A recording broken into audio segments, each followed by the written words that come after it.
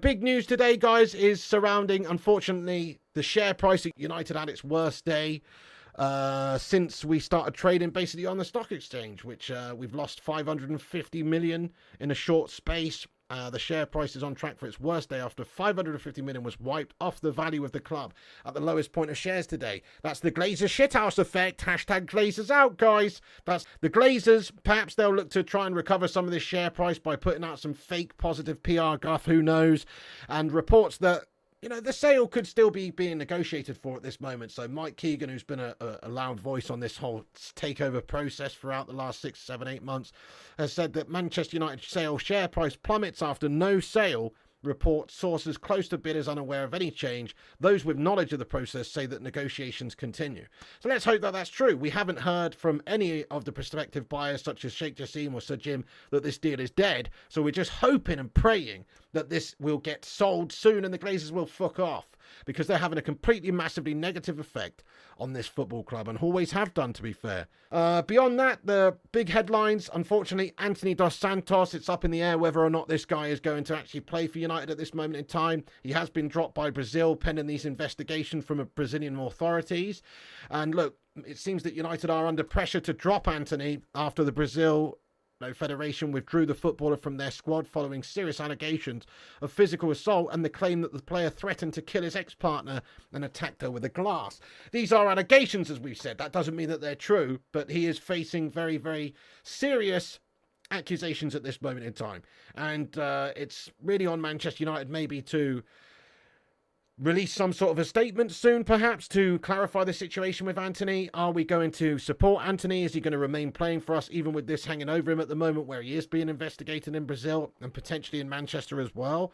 We know that Greater Manchester Police have been informed by his ex-girlfriend about certain instances and that maybe they are looking into it. They've said they'll release more as and when they've investigated it further. But certainly in Brazil, the Brazilian authorities are looking at this, and it remains to be seen whether or not they've got enough evidence to really have a case. At the moment, it does look like we are refusing to comment on it. Manchester United were asked about it, asked about the Anthony situation and to comment on it from The Guardian, and they refused to comment on the situation. So The Guardian contacted them, and this is what it says, that Manchester United have pointed to Anthony's own statement and refused to comment on the situation when approached by The Guardian. So it looks like at this moment they're not ready as a club to discuss it and talk about it. Perhaps they're just waiting to see what happens over the next week or two, because why even discuss it right now? Let the Brazilian authorities do what they have to do, and if there is a strong basis for any sort of these allegations, then I guess they'll make that decision there. But it does put us in a particularly nasty situation right now with what's happened. United growing pressure on them to potentially drop him. Apparently domestic abuse charities are putting some pressure on Manchester United to maybe drop him right now while he's being investigated. Not even the fact that he is actually guilty or anything, because he may well not be, but just the fact that he's got these allegations hanging over his head. There's pressure being put towards Manchester United to maybe drop him. But it's just the last thing United need at this moment is to have issues, particularly with a right winger. When you actually think about what's just happened with Jadon Sancho, where he's obviously at loggerheads with Erik ten Hag, and he might not be getting selected due to sort of fundamental reasons, down to training issues, or perhaps down to the fact that he's fallen out with ten Hag here. Maybe this is the moment that rekindles that relationship, though.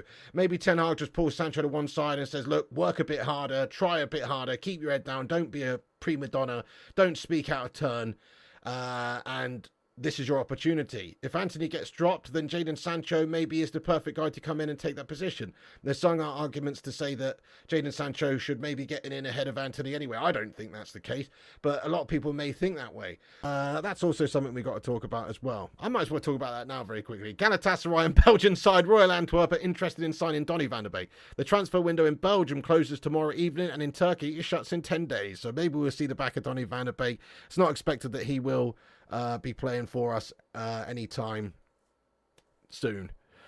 But just in regards to Sofyan Amrabat, so there were some reports that came out earlier from The Athletic stating that Sofyan Amrabat had some sort of a small back injury and that it wasn't enough to obviously stop him passing his medical and United signing him.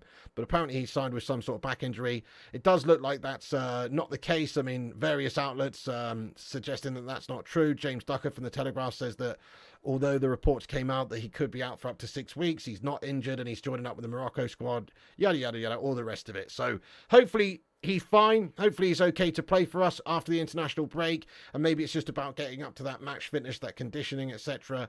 Knowing our luck, he'll probably get injured away with Morocco.